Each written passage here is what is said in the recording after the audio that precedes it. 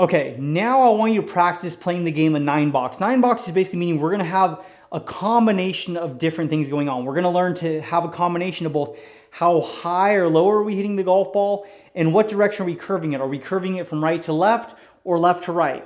We're going to learn that skill first, and then once you learn to play 9-box, which 9-box basically represents all the different heights and curvatures we can have combinations of, after we learn to do that thing, which is going to take a little while, then we're going to also add distance control into the equation. So here's how we're going to go about it.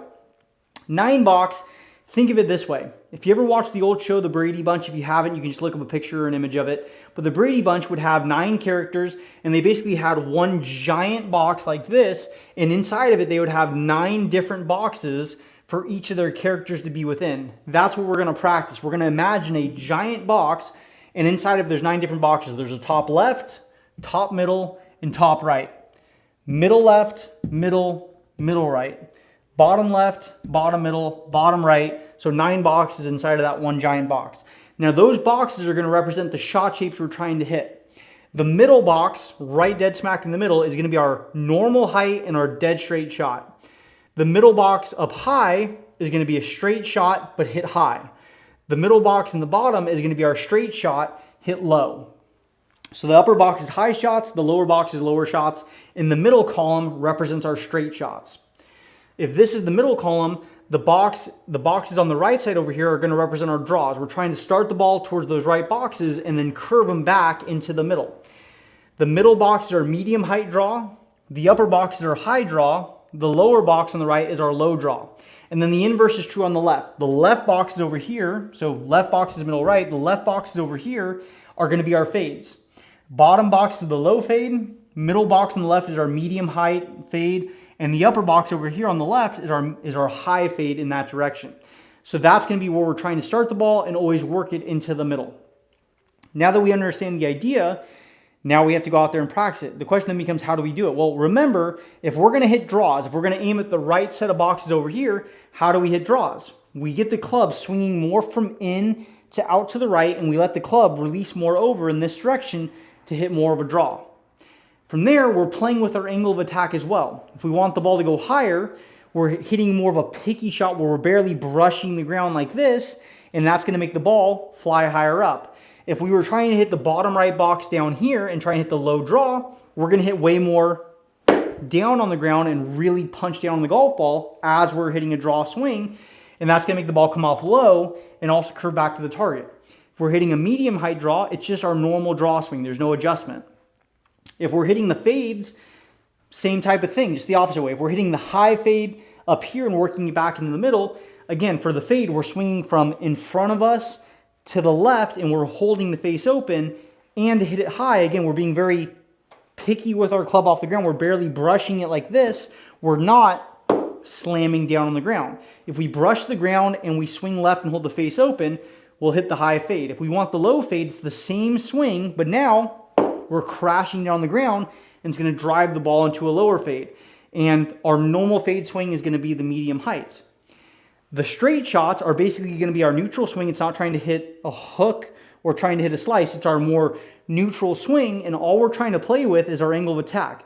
We're crashing down for the bottom box. We're hitting very picky for the upper box, and we're somewhere in the middle for the middle box. So learn to hit each shot in the box and then alternate. Just choose random ones. Okay, I'm going to go top left for my high fade, bottom right for my low hook, medium on the right side for my normal draw, right in the middle for my dead straight shot. I'm going to go back to the bottom left for a low slice. Now I'm going to hit a low slice again. Now I'm going to hit low straight. I'm going to go back to the low slice, then the high draw, then the high fade, then back to the high draw, then straight shot again, then high straight. Just choose random boxes in random order. That's the best way to make your swing vary so you have more control of what's going on, or you have to learn more control of what's going on. And now you're learning to play with your face, your path, and your angle of attack all together to create those shot shapes. This is when you know you're really starting to master your swing and being in control of your fundamentals. That's going to take you a while. I can tell you off firsthand experience, to get good at that, that's probably going to take you 10 or 20 practice sessions. And to get where you're excellent, that's going to probably take you months or years of training, which is fine. It's a very worthwhile thing of pursuing. It's going to take a lot of practice to get very good at those things. After you get at least sufficiently good at those things, which again is going to take you 10, 20, 30, 40, 50 practice sessions, depending on how quickly you pick it up and how good you already are going into it. Once you get sufficiently good at where you can hit those boxes more or less, maybe not perfectly, maybe not every time, but you can more or less hit those boxes more often than you don't, then we can start to introduce distance control in the equation. Again, distance control is going to be affected by different things. Now, here's where it gets tough. One of the ways we can control our distances is by controlling our curvature. If we hit more of a draw, we can make the ball go further. If we hit more of a fade, we can make the ball go shorter. Well, if we're trying to take off yardages, saying we're trying to take off 5 or 10 yards and hit our club shorter, well, if we're hitting the fades, that's going to be pretty natural. Or if we're trying to max out our distance and we're trying to hit a draw, that's pretty natural as well. But what if I'm trying to hit a draw and take off distance? Well, I can't bank on the fade anymore. Now I better choke up on the club to make the ball go shorter. I better make my swing shorter, or I better swing slower as I come through to take off distance as I'm hitting that draw. You're going to have to experiment which one works best for you, and you'll figure that out along the way. But you're going to have to do one of those things because, again, if we're hitting draws and taking off distance, well, again, we can't hit the fade to do it because we're trying to hit a draw, so we better choke up, swing slower, swing shorter to make the ball travel shorter as we're intending. So as we're playing 9-box, I want you to choose random yardages.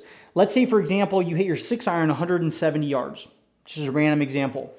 Well, hit some stock yardages. Hit a dead straight shot at 160 yards. That should be pretty much a gimme for you if you hit your 6-iron.